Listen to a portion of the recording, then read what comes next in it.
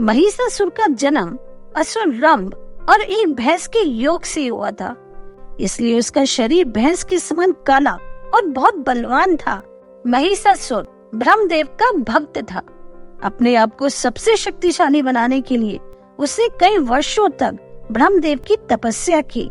तब भगवान ब्रह्म उसके सामने प्रकट हुए और उसे वरदान मांगने को कहा। तब महिषासुर ने अमर होने का वरदान मांगा, तो ब्रह्मा जी ने उसे ये देने से मना कर दिया। तब महिषासुर ने अपने अहंकार में किसी भी इंसान, देवता और दानव से न मरने का वरदान मांगा। महिषासुर ने अपने वरदान में महिलाओं को तुच्छ समझा और अपनी मृत्यु में उन्हें नहीं मांगा।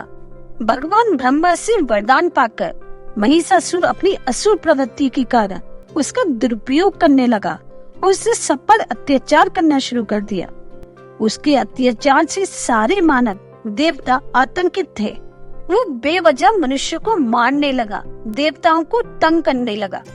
पृथ्वी पर आतंक मचाने के बाद उसने इंद्र की नगरी अमरावती पर भी आक्रमण कर दिया।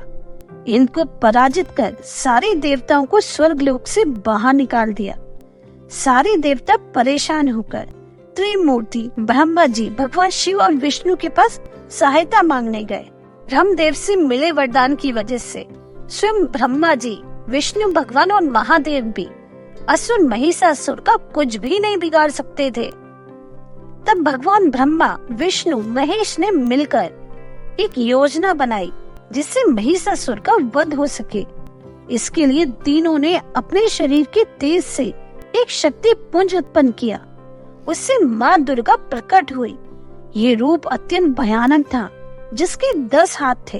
फिर भगवान शिव ने अपना त्रिशूल, भगवान विष्णु ने अपना सुदर्शन चक्र, सभी देवताओं ने अपने अपने शस्त्र माँ दुर्गा को भेंट दिए। इसके बाद माँ दुर्गा शेर पे बैठकर वहां गई जहाँ महिषासुर था और महिषासुर को युद्ध के लिए ललकारने लगी। अपने सामने एक स्त्री को विनाशक रूप में देखकर महिषासुर की सेना को आश्चर्य हुआ। महिषासुर की सेना में बड़े बड़े करोड़ों असुर थे और दूसरी तरफ माँ दुर्गा अकेली। किंतु माँ दुर्गा ने अकेले ही शत्रु सेना में त्राही त्राही मचा दी। सिंह पर बैठी माँ दुर्गा की गर्जना इतनी भयानक थी कि चारों ओर भय का वातावरण हो गया। महिषासुर और माँ दुर्गा के बीच ये युद्ध 9 दिनों तक चलता रहा। माँ दुर्गा बिना थके लगातार असुरों का नाश कर रही थी। धीरे धीरे महिषासुर के सारे सिपाही, सेनापति सब मारे गए। अंतिम दिन अर्थात 10वें दिन महिषासुर का माँ दुर्गा से युद्ध हुआ। तब माँ दुर्गा ने भगवान शिव से मिले त्रिशूल से उसका वध कर दिया। इस प्रकार माँ दुर्गा ने प्रचंड रूप धारण कर महिषासुर का वध करके पुनः धर्म की स्थापना की।